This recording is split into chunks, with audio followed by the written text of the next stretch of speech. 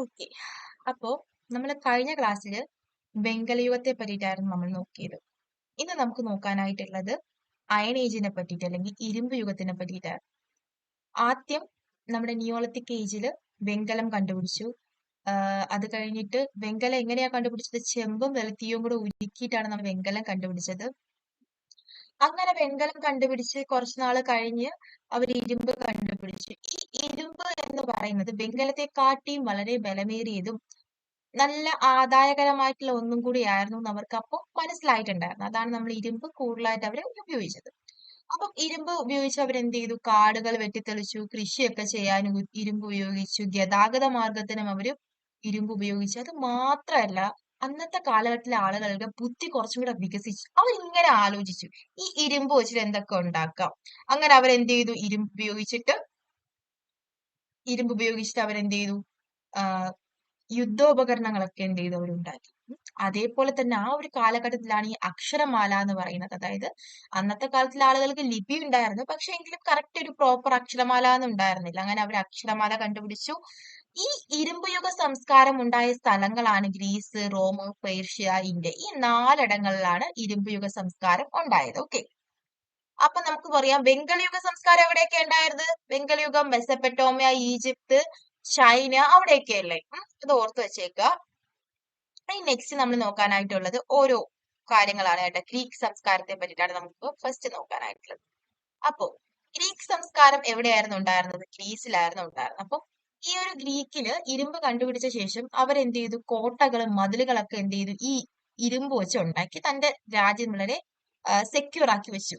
ആ കാലത്തെ ഭരണാധികാരി ആയിരുന്നു അതായത് ആ കാലഘട്ടത്തിൽ നല്ല നല്ല ഭരണാധികാരികൾ ഉണ്ടായിരുന്ന ഒരു കാലഘട്ടം കൂടിയായിരുന്നു നമ്മുടെ ഗ്രീക്കിലെ പണ്ടത്തെ കാലഘട്ടം.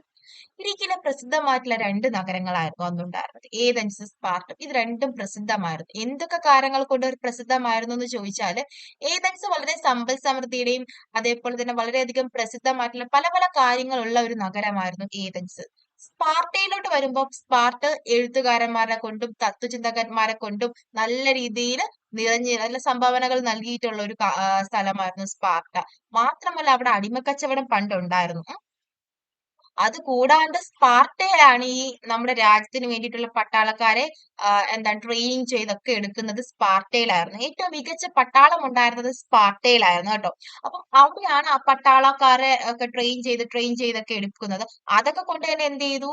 ഈ സ്പാർട്ടയുടെ അന്തരീക്ഷം എന്ന് പറയുന്ന ഒരു പട്ടാള അന്തരീക്ഷമായിട്ട് മാറി. എന്തൊക്കെ ഇരുന്നാലും ഇവർ തമ്മിൽ എപ്പോഴും അടിയായിരുന്നു. ആരൊക്കെ?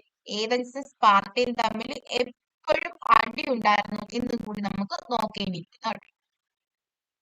ഈ നിൽക്കുന്ന ആളെ കണ്ടോ? ആർക്കെങ്കിലും അറിയാമോ? ആരാണ് അയാൾ? ഓക്കെ.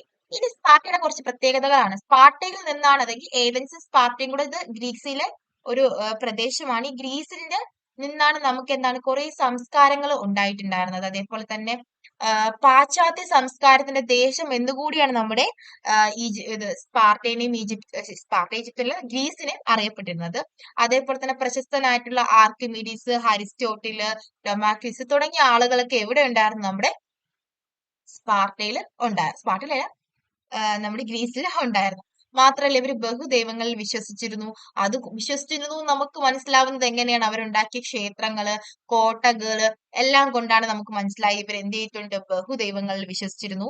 പിന്നെ ഇവരുടെ മെയിൻ ആയിട്ടുള്ള ജോലി എന്ന് വെച്ചാൽ കൃഷി ആയിരുന്നു. മെയിൻ ആയിട്ടുള്ള കൃഷി എന്ന് വെച്ചാൽ മുന്തിരി, ഒലിവ്, ധാന്യങ്ങളായിരുന്നു. നമുക്ക് അപ്പൊ ആലോചിക്കാം, ആ സമയത്ത് നല്ല തണുപ്പുള്ള സ്ഥലമായിരുന്നു ഗ്രീസ് എന്ന് പറയുന്നത്. അതുകൊണ്ടായിരിക്കും ഈ മുന്തിരി, ഒലിവ് തുടങ്ങിയ കാര്യങ്ങളൊക്കെ അവിടെ കൃഷി ചെയ്യുന്നത്. മെയിൻ ആയിട്ട് ഫേമസ് ആയിട്ടുള്ള ഒരു രാജാവായിരുന്നു നമ്മുടെ അലക്സാണ്ടർ ചക്രവർത്തി. പുള്ളിക്കാരനെ പറ്റി നമുക്കറിയാം. എന്താണ്? ഒരു യുദ്ധവെറിയുള്ള മനുഷ്യനായിരുന്നു. പുള്ളിക്കാരൻ മരിക്കുന്നത് വരെ, പുള്ളിക്കാരൻ 33 വയസ്സിലാണ് മരിച്ചത്. ആ 33 വയസ്സ് വരെ യുദ്ധം ചെയ്തുകൊണ്ടിരുന്ന ഒരാളായിരുന്നു.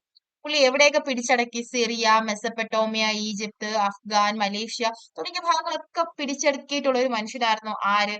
നമ്മുടെ അലക്സാണ്ടർ എന്ന് പറയുന്നത്.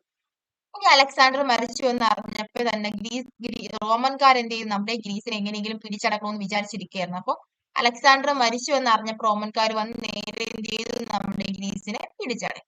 പിന്നെ റോമൻ സിവിലൈസേഷൻ സ്റ്റാർട്ട് ചെയ്തു. റോമൻ സിവിലൈസേഷൻ എവിടെയാണ് സ്റ്റാർട്ട് ചെയ്തതെന്ന് ചോദിച്ചാൽ, ടിബർ എന്ന് പറഞ്ഞ നദിയുടെ തീരത്താണ് റോമൻ സിവിലൈസേഷൻ സ്റ്റാർട്ട് ചെയ്തത്. ഓക്കെ. അങ്ങനെ റോമൻകാര് അങ്ങനെ ഈ ഒരു ഗ്രീസുകാരെ പിടിച്ചു എന്ന് അറിഞ്ഞപ്പോ തന്നെ ഇറ്റലിയിൽ തന്നെ ഇവർ വലിയൊരു പവർഫുൾ ആയിട്ടുള്ള ഒരു കിങ്ഡം ആയിട്ട് മാറി. ഇവരുടെ മെയിൻ എനിമി ആരായിരുന്നു? കാർത്തേജുകാരായിരുന്നു. ഇവന്മാർ എന്താന്ന് വെച്ചാല് മെഡിറ്ററേനിയൻ സീയിലെ ഒരു ഭാഗം മുഴുവൻ ഇവന്മാർ പിടിച്ചു വെച്ചേക്കണം. അപ്പൊ ഈ സീ വഴി വേണം ഇവർക്ക് പോയിട്ട് കച്ചവടമൊക്കെ ചെയ്യാനായിട്ട്. ഇവന്മാർ അനുവദിക്കത്തില്ല. അപ്പൊ അതുകൊണ്ട് തന്നെ ഇവന്മാരുമായിട്ട് വളരെ നല്ല രീതിയിൽ ഒരു ഫൈറ്റിംഗ് കാര്യങ്ങളൊക്കെ വന്നു. ലാസ്റ്റ് അവന്മാരെ തോപ്പിച്ചിട്ട് ആര് അധികാരത്തിൽ വന്നു? നമ്മുടെ റോമൻസ് മെഡിറ്ററേനിയൻ സീയെ മൊത്തം അധീനതയിലാക്കി. ഓക്കെ, അത്രയും കാര്യങ്ങളാണ് നമ്മുടെ റോമൻകാരെ പറ്റിയിട്ട് നമുക്ക് നോക്കാനായിട്ടുള്ളത്. ഇനി അടുത്ത് നെക്സ്റ്റ് വരുന്നത് പേർഷ്യൻ സിവിലൈസേഷൻ. പേർഷ്യയിൽ പണ്ടുണ്ടായിരുന്ന ആളുകളായിരുന്നു ആര്യവർഗ്ഗക്കാർ. ആര്യവർഗ്ഗക്കാരെ പറ്റി നമുക്കറിയാം, വളരെയധികം ബുദ്ധിശക്തിയും അതേപോലെ തന്നെ കായിക ബലവും ഒക്കെ ഉള്ള ഒരു മനുഷ്യരായിരുന്നു നമ്മുടെ ആര്യവർഗ്ഗക്കാര്. അവരെന്ത് ചെയ്തു? അവർക്ക് ശക്തമായിട്ടുള്ള രാജാക്കന്മാരുണ്ടായിരുന്നു. സൈറസ് എന്ന് പറയുന്ന ഒരാളായിരുന്നു അവരുടെ മെയിൻ ആയിട്ട് ശക്തനായിട്ടുള്ള ഒരു രാജാവ് എന്ന് പറയുന്നത്. ഇയാൾ എന്ത് ചെയ്തു? ഇയാൾ രാജ്യത്തിലെ നല്ല നല്ല ചെറുപ്പക്കാരന്മാരെ പിടിച്ചിട്ട് പട്ടാളത്തിൽ ചേർത്ത് ട്രെയിൻ ചെയ്യിച്ചു രാജ്യത്തിന്റെ സമ്പത്താക്കി മാറ്റി. അന്നത്തെ ആളുകൾ എന്ത് ചെയ്തു? വളരെയധികം ദൈവത്തെ വിശ്വസിച്ചിരുന്ന ആളുകളായിരുന്നു. സൂര്യനെയും വാനത്തെയും വായുവിനെ വരെ അവരെന്ത് ചെയ്തു? വിശ്വസിച്ചിരുന്നു. അങ്ങനെ അതേപോലെ തന്നെ എന്ത് ചെയ്യുന്നു? അവരെന്തെങ്കിലുമൊക്കെ തെറ്റ് ചെയ്തിട്ട് മൃഗങ്ങളെ യാഗം കൊടുത്തിരുന്നു. അങ്ങനെ യാഗം കൊടുക്കുന്നതിലൊക്കെ അവർ വിശ്വസിച്ചിരുന്ന ആളുകളായിരുന്നു നമ്മുടെ പേർഷ്യയിലുള്ള ആളുകൾ എന്ന് പറയുന്നത്. ഓക്കെ, ഈ സൊറാസ്ട്രിയൻ എന്ന് പറയുന്ന ആള് എന്ന് പറയുന്നത് അദ്ദേഹം ഒരു മതപ്രസംഗിയായിരുന്നു. അതേപോലെ തന്നെ അദ്ദേഹം സൃഷ്ടിച്ച ഒരു മതമാണ് നമ്മുടെ സൗരാഷ്ട്രീയം എന്ന് പറഞ്ഞ മതവും അദ്ദേഹം സൃഷ്ടിച്ചു. ഇത് ഇവരുടെ വിശുദ്ധ ഗ്രന്ഥം എന്ന് പറഞ്ഞാൽ സെൻസ് എന്ന് പറയുന്നതാണ് അവരുടെ വിശുദ്ധ ഗ്രന്ഥമായിട്ട് കണക്കാക്കുന്നത്. അപ്പൊ ഇത്രയും കാര്യങ്ങളാണ് നമുക്ക് ഈ ഒരു അയനേജ് അല്ലെങ്കിൽ അയൺ സിവിലൈസേഷൻ എന്ന് പറഞ്ഞ ചാപ്റ്ററിൽ നോക്കാനായിട്ടുള്ളത്.